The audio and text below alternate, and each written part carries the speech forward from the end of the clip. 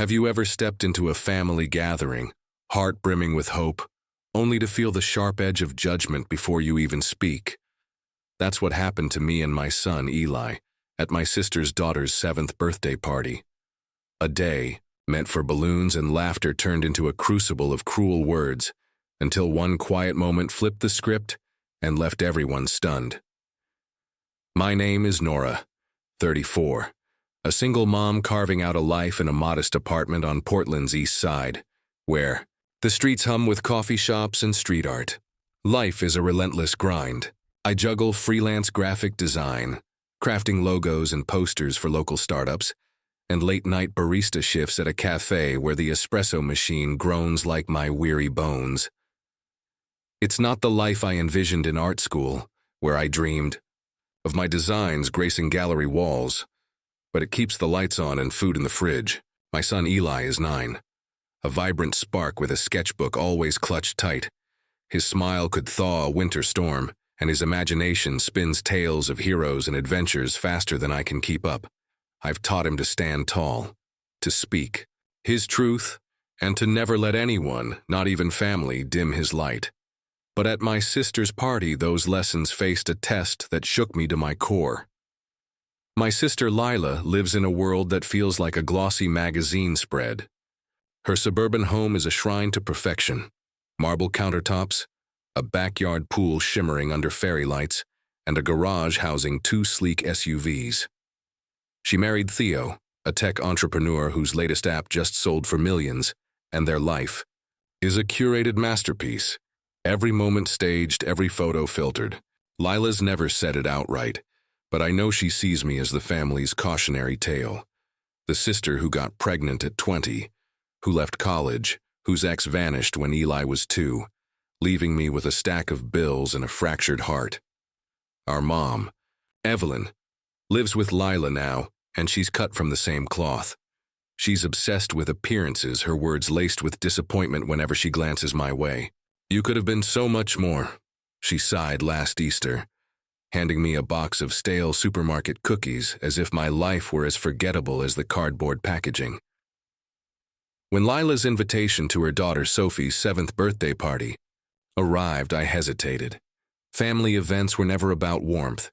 They were about comparison, a stage for Lila and my mom to subtly, or not so subtly, remind me of my shortcomings. But Eli begged to go. "Sophie's my favorite cousin," he said, his eyes alight with excitement. "She loves my comics." His joy was infectious, and I couldn't refuse. I told him to wear what made him feel good. He chose his favorite denim jacket, thrifted but lovingly patched with star-shaped stitches, clean sneakers scrubbed the night before, and a baseball cap he'd doodled with lightning bolts and comets. I ironed my best blouse, a navy number I saved for client meetings, and we spent the morning baking a cake for Sophie, pouring our hearts into every step. The cake was Eli's vision, a gift meant to show we belonged. He wanted something extraordinary, something that sparkled like Sophie's smile. We settled on a lemon blueberry layer cake, with whipped cream frosting and fresh berries arranged in a spiral. Eli helped zest the lemons, his small hands steady.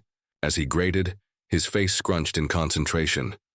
"It's gotta be legendary," he said, placing each blueberry with care, like a painter on a canvas. I'd called in a favor from my friend Clara, a baker who runs a cozy patisserie downtown, its windows lined with macarons and tarts.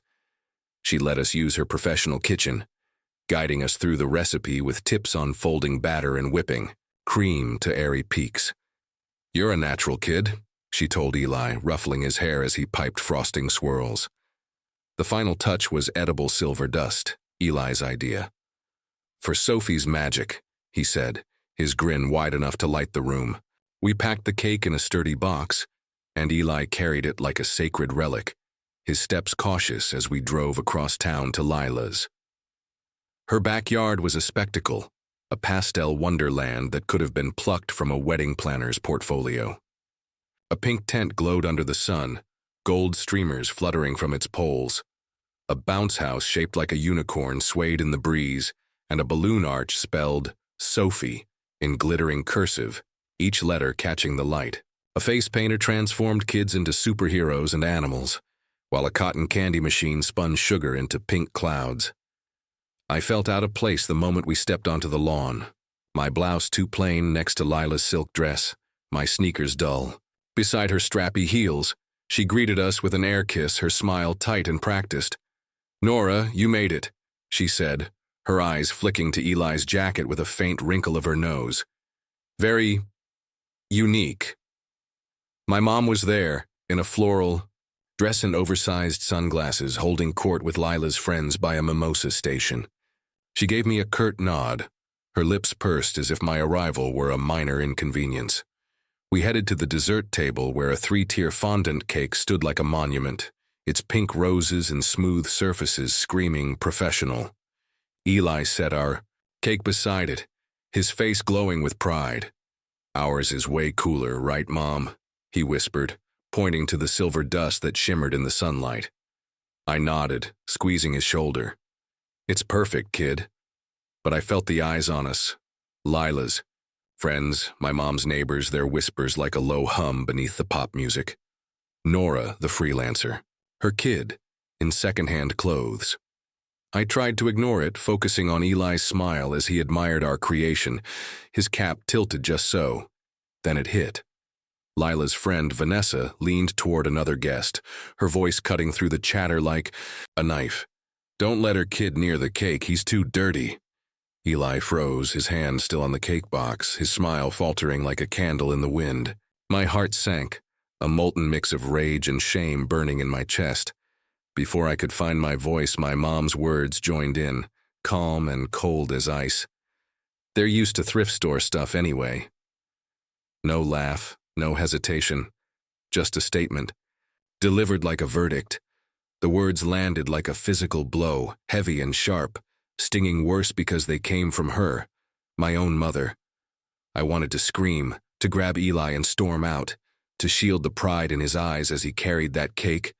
Cross town, but he didn't cry or run. He stood there, his small chest rising and falling, absorbing the insult with a stillness that broke my heart. I reached for his hand, but he didn't take it. Instead, he looked at Vanessa, then at my mom, and smiled. A calm, steady smile that stopped my breath. "Actually," he said, his voice clear and unshaken, "we made this cake. It's got real lemons and blueberries, and it cost more than your car payment."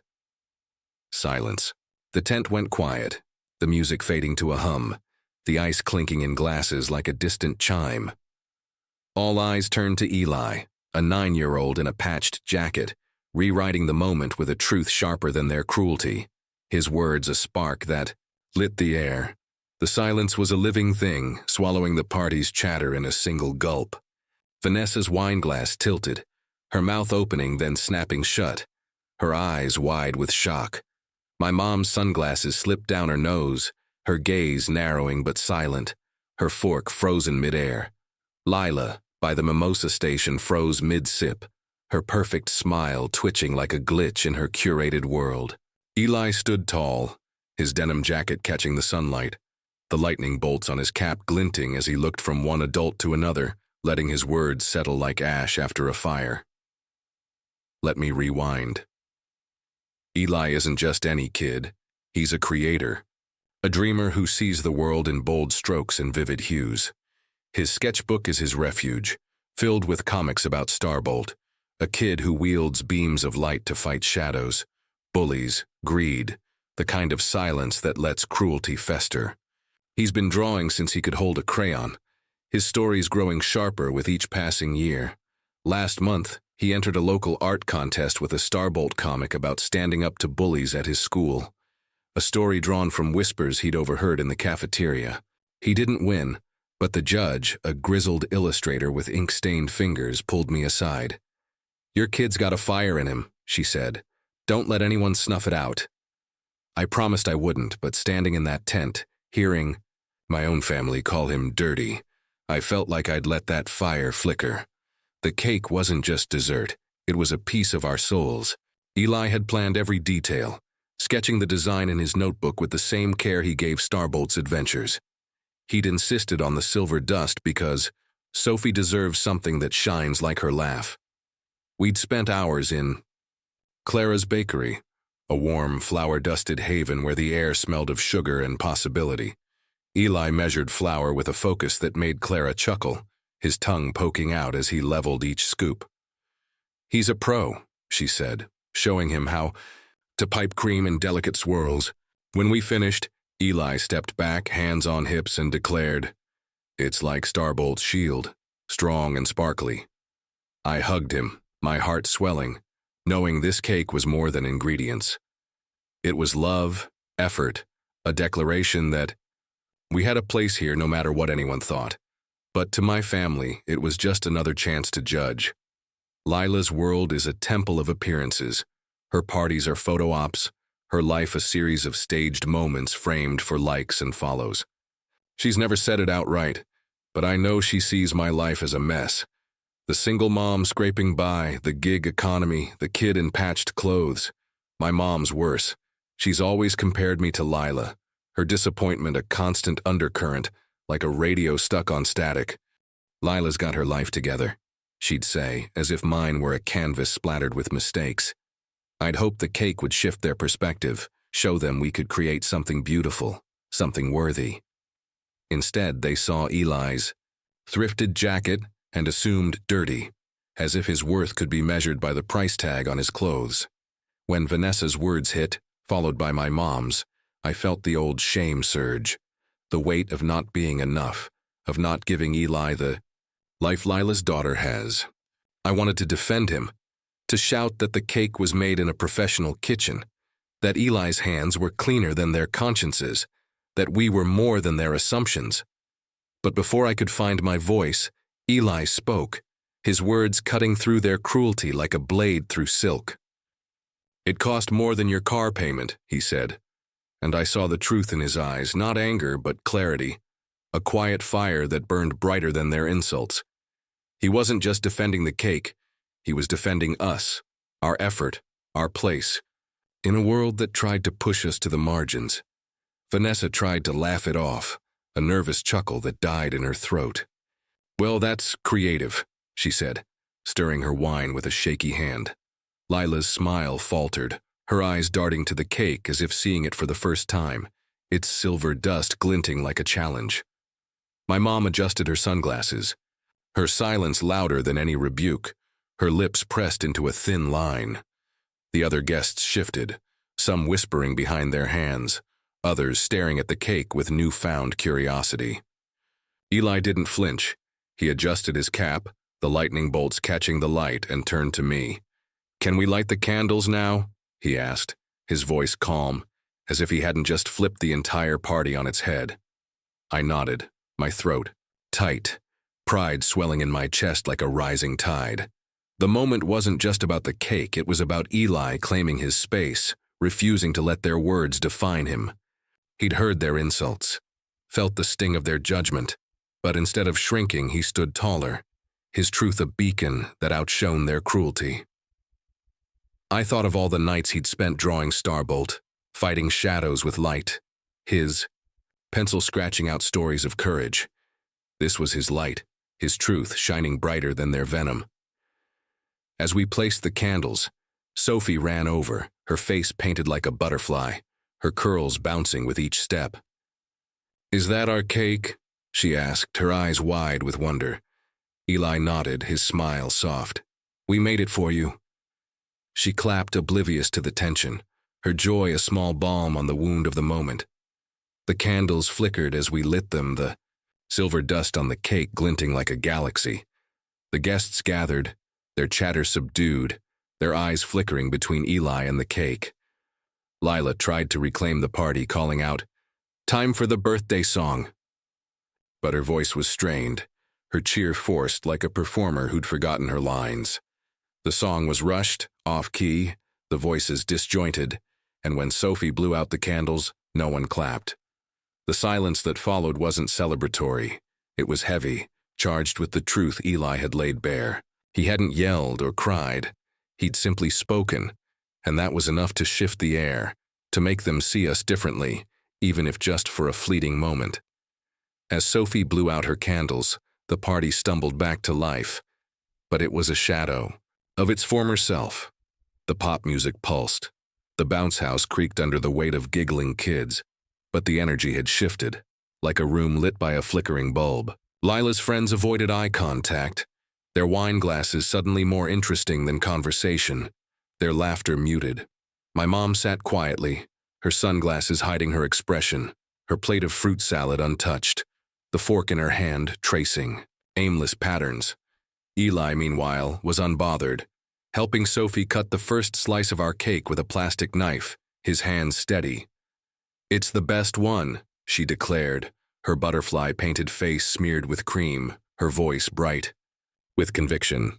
The other kids crowded around, reaching for plates, and soon our lemon blueberry cake was half gone, its silver dust sparkling on their fingers like stardust scattered by a careless wish. I watched from the edge of the tent, my heart a tangle of pride and pain, Eli's words echoing in my mind. "It cost more than your car payment." He hadn't said it to wound them, but to correct them, to show we weren't the cheap family they assumed. I thought of all the times I'd felt small in Lila's world, her pristine house, her curated life, her subtle digs about my freelance gigs, my thrift store finds, my life as a single mom. I'd spent years trying to prove myself, to show I was more than their assumptions, my smiles a shield against their judgment. But Eli, at 9, had done what I never could. He'd stood in their spotlight and refused to shrink, his truth a flame that burned away their cruelty. Growing up, I was always the other sister, the one who didn't fit the mold. Lila was the golden child, valedictorian, prom queen, the one who married a man with a corner office and a 7-figure net worth. I was the artist, the dreamer who got pregnant young, whose husband left when Eli was 2, leaving me to rebuild. From the ashes of a life I'd barely started. My mom never forgave me for throwing away my potential. She'd compare my cramped apartment with its peeling paint and second-hand couch to Lila's sprawling house, with its heated floors and smart lights. She'd contrast my unsteady income to Theo's stock options, her disappointment a constant hum, like a fridge that never stops running. Every family event was a reminder of my place, the one who didn't measure up, the one who'd never be enough. I'd learned to nod through it, to swallow their comments, to keep the peace for Eli's sake. But watching him stand up to Vanessa and my mom, I realized peace wasn't worth the cost of our dignity. As the kids devoured the cake, a woman approached me, her toddler tugging at her skirt, a smear of frosting on his cheek. "This cake's incredible," she said, her smile warm and genuine. "Did you really make it?" I nodded, glancing at Eli, who was laughing with Sophie in the bounce house, his jacket flapping as he jumped. "My son and I did, with some help from a friend," she nodded, impressed. "He's got spirit, you must be so proud." I was, more than she could know, more than words could capture. Her kindness was a small crack in the wall of judgment, a reminder that not everyone saw us through the lens of Lila and my mom's disdain. Lila tried to steer the party back to her carefully crafted script, posing for photos with Sophie, her arm around her daughter's shoulders, but her smile was brittle, her movement stiff like a marionette with tangled strings. Vanessa hovered near the mimosa bar, her laughter quieter now, her eyes darting away whenever I looked her way. My mom stayed silent, her fork tracing circles in her fruit salad, her sunglasses a shield against the world. I wondered what she was thinking.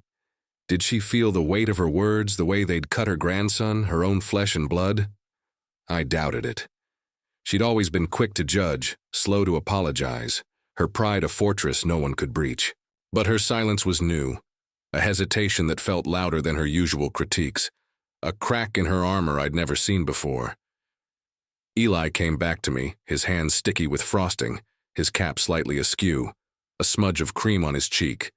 "Mom, Sophie says our cake's better than the fancy one," he said, his grin wide and unguarded. I laughed, wiping his face with a napkin, my fingers lingering on his cheek. "You did good, kid," he beamed, then ran off to join the kids again, his jacket flapping, his laughter a melody that cut through the tension. I watched him, his light undimmed, his joy untouched by their words. I thought of Starbolt, his comic hero, fighting shadows, with beams of light, his courage a shield against the dark. That's what Eli had done, shine so brightly their insults couldn't touch him, their cruelty reduced to ashes in the glow of his truth. As the party wound down, I helped clean up, stacking plates and folding napkins, my hands moving on autopilot while my mind replayed the day. Lila approached, her heels clicking on the patio, her posture rigid. "The cake was nice," she said, her tone clipped, her eyes not meeting mine. "Sophie loved it." I nodded, not trusting myself to say more, my throat tight with unspoken words. She didn't apologize for Vanessa's words or our mom's, and I didn't expect her to. But her acknowledgement, however grudging, was something. A fissure in her perfect facade, a sign that Eli's truth had left a mark. I realized I didn't need her approval anymore. Eli had shown me we were enough, just as we were, our worth. Not measured by her standards, but by the love we poured into that cake, into each other. When it was time to leave, I stood taller, no apology in my posture, no guilt weighing down my steps. Eli grabbed my hand, his fingers still faintly sticky from frosting, his cap bobbing as he skipped beside me. "Can we make another cake soon?" he asked as we walked to the car, his voice bright with possibility. I laughed, squeezing his hand, the warmth of his palm grounding me. "You trying to start a bakery now?" He shrugged, his grin mischievous. "Maybe. We're good at it, Mom." He wasn't wrong. As we drove home, the city blurring past, coffee shops with chalkboard signs, murals splashing color on brick walls, the familiar rhythm of our world, I felt the day settle into something sacred, a moment that had changed us both. Eli hadn't just defended our cake. He'd defended our worth, our effort, our place in a world that tried to make us small. At home, we collapsed on the couch, the empty cake box on the coffee table, a single crumbled slice left in the corner, its silver dust dulled but still shimmering. I grabbed 2 forks and handed one to Eli. "Split it?" I asked, my voice soft. He nodded, digging in, his fork scraping the plate, a smudge of cream on his chin. We ate in silence, the TV humming with a cartoon rerun, the room bathed in the amber glow of the setting sun filtering through our thrift store curtains. My mind was racing, replaying the day, each moment etched in sharp relief. I'd spent years bracing for family events, steeling myself for the inevitable comments, the subtle ways they reminded me I didn't belong. I'd tell Eli afterward that people didn't mean what they said, that they were just careless, my words a bandage on wounds I couldn't fully heal. But this time, I didn't have to. Eli had handled it. Not with anger, not with tears, but with a clarity that left them speechless, his truth a sword that cut through their cruelty. I thought of the nights I'd spent worrying about him, lying, awake as the city hummed outside, wondering if my choices, my freelance gigs, our small apartment with its creaky floors, his patched clothes, were holding him back. I'd agonize over the life I couldn't give him, the one Lila's daughter has, with private schools and summer camps and a house that doesn't smell faintly of old paint. But watching him in that tent, standing tall in his thrifted jacket, his cap tilted just so I saw the truth. Eli wasn't held back. He was soaring, his creativity and courage bigger than any judgment, his heart a canvas painted with colors no one could dim. He'd taken their insults and turned them into a moment of power, not by fighting, but by being himself. His words a declaration, "We are enough." That night, after Eli went to bed, his sketchbook open on his pillow, a half-drawn starbolt glaring, defiantly at the shadows, I opened my laptop and stared at our family group chat. It was filled with photos from the party, Sophie blowing out candles, Lila posing with her perfect smile, heart emojis from relatives who'd stayed silent when Eli was called dirty. I scrolled through, my thumb hovering over the screen, my heart steady but heavy. Then with a breath that felt like letting go, I hit leave group. No explanation, no drama. Just a quiet exit, a line drawn in the sand. It wasn't about cutting them off, it was about choosing myself, choosing Eli, choosing the life we're building brick by mismatched brick. For the first time, it didn't feel like loss. It felt like liberation, like shedding a weight I'd carried since I was a girl trying to please a mother who never saw me. The next morning, Eli woke up buzzing with ideas, his energy a spark that lit the room. "Can we make a starbolt cake next?" he asked, already sketching a design in his notebook. A shield-shaped cake with silver icing and lightning bolts arcing across the top. I laughed, ruffling his hair. "You're gonna keep Clara on her toes." We spent the day baking, the kitchen, filled with the smell of vanilla and the sound of Eli's favorite playlist, a mix of indie rock and cartoon theme songs. He danced as he mixed, his cap bobbing, his hands steady as he piped icing, his tongue poking out in concentration. "4.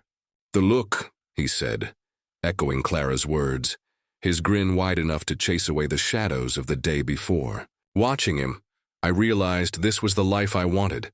Not Lila's polished parties, not my mom's approval, but these moments of creation, of joy, of us, our laughter a melody that drowned out the noise of their judgment. Eli's stand wasn't just about a cake. It was about claiming our worth, refusing to let others define us. He'd shown me that dignity isn't about money or status. It's about how you carry yourself, how you shine in the face of shadows. Thought I was protecting him, shielding him from the world's sharp edges, but he was teaching me, showing me what courage looks like when it's quiet, deliberate, unshakable. At 9, he was already stronger than I'd ever been in that family's presence, his heart a beacon that guided us both toward something brighter. Eli's words at the party lingered with me, a quiet fire that grew brighter with each passing day. That cake, that moment, wasn't just about proving them wrong. It was about proving ourselves right, a declaration that we didn't need their validation, their polished lives, their grudging approval. We had our own light, our own story, and Eli had shown it to the world without raising his voice, his truth a spark that lit a path forward. Life didn't transform overnight. I still juggle client deadlines and barista shifts, the coffee shop's steam wand hissing as I pull shots at 2 a.m. Our apartment still creaks, its floors worn, its furniture a patchwork of thrift store finds and hand-me-downs. The bills still stack up, and some nights I lie awake, the city's hum a reminder of how fragile our balance is. But something inside me has shifted, a tectonic change that's reshaped the landscape of my heart. I'm not chasing my family's respect anymore, not bending myself into knots to fit their mold. I'm building something with Eli, art, love, a life that's ours, imperfect but fiercely alive. My graphic design business is growing, small jobs blossoming into bigger ones, clients asking for custom prints inspired by Eli's Starbolt comics, his heroes leaping from his sketchbook to my screen. I've started sketching again, my own designs spilling onto the page, fueled by his fearless creativity, his belief that every story matters. We're planning that shield-shaped starbolt cake, a project that's become more than a baking whim. It's a symbol of our shared dreams. Eli's already sketched the design, complete with silver icing and lightning bolts that crackle across the top. "It's gonna be epic," he says, his eyes alight with the same fire that burned in that tent. I've even started dreaming bigger, sketching ideas for a line of Starbolt-themed prints for my online shop, maybe even a small zine featuring Eli's comics alongside my designs. It's a seed, a fragile thing, but it's ours, rooted in the love and grit that carried us through that party. Clara's on board, offering her kitchen for our next baking adventure, her laughter warm as she calls Eli the mini pastry chef. These are the moments I live for. Not Lila's curated perfection, not my mom's fleeting approval, but the quiet victories, the shared laughter, the way Eli's eyes shine when he creates something new. Eli taught me something I'll carry forever. You don't need to fight to prove your worth to people who refuse to see you. Sometimes you just stand still, speak your truth, and let the silence do the rest. He didn't cry or argue. He spoke with a clarity that cut deeper than their insults, a quiet power that left them grasping for words. That's dignity, not The kind bought with money or status, but the kind forged in knowing who you are, no matter who's watching. At 9, he's rewriting the rules of a family that tried to keep us small, and I'm learning from him every day. His courage a compass that points me toward a life I'm proud to live.